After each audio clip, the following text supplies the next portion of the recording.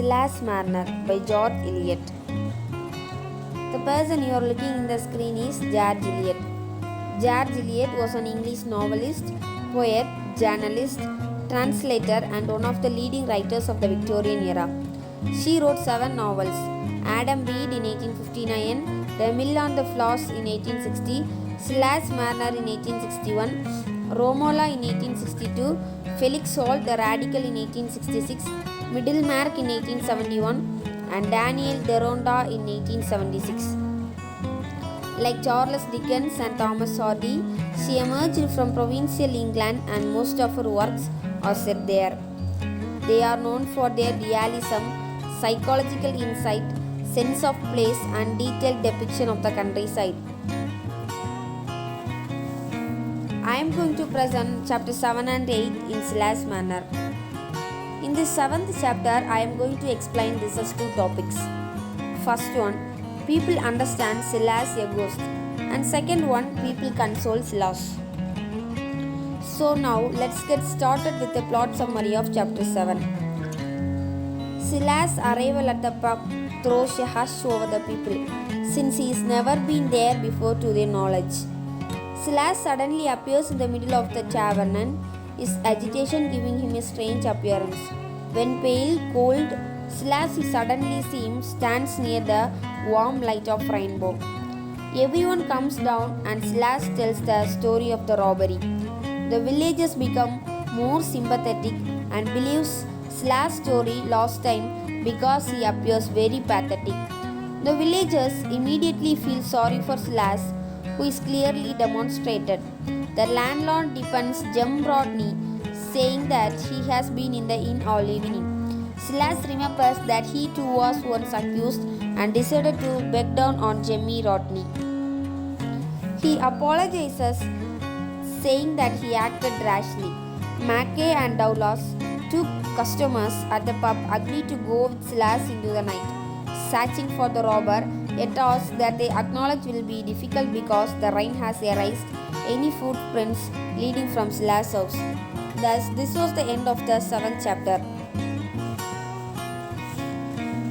Chapter 8. In this chapter, we are going to cover 3 topics. The first one, inspection of the case. Second one, Godfrey gets the real picture. And third one, Godfrey decides to reveal the truth. When Godfrey comes to home that night, he occupied with Nancy. The entire village is in an uproar over the robbery, and many people, Godfrey included, go out to Silas' house to see what they can find. No footprints are visible, of course, but a tinder box is found close by, half buried in mud. The villagers begin to construct a narrative in which a peddler who had visited Rivoli about a month earlier had carried a tinder box with him. Could this be the thief, they wonder. Godfrey begins to worry more and more about Dunstan and Wilfare and begins to be distracted from the Marner case. Godfrey begins to lose his peace of mind that his brother is continued absence.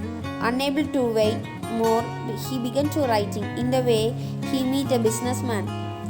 Godfrey decided to tell his father not about the rent money but about the truth of a secret marriage as well. The next morning, Godfrey he decides to confess only partly and to direct his father.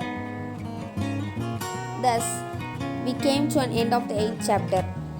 The analysis of chapters 7 and 8. Chapter 7 sets in motion a tentative reasonry of Marner into society. The experience of seeking the help of others in the village is entirely novel to him, and although the effect of feeling the presence of faces and voices and sitting in the warmth of a heart not his own is not immediately apparent to Marner, it has its effect. He does not find his goal here, although he takes the first step in realizing his new goal, a renewed faith and humanity. Chapter 8 serves the dual function of continuing the entanglement of man's and Rivoli's affairs, shown in the general investigation and the general interest in the investigation, and of reintroducing us to doing the things of the cases who have been absent from the novel for quite a while. Godfrey has good instincts at heart. He really doesn't want the tenant to take the fall for his own inability to resist his brother's demands, and he wants to do the right thing. At the same time, he doesn't want to lose his inheritance. So, although his instincts are good, his moral cowardice wins out, and he decides to hope that some chance occurrence will still save him from having to admit to the marriage. Thank you.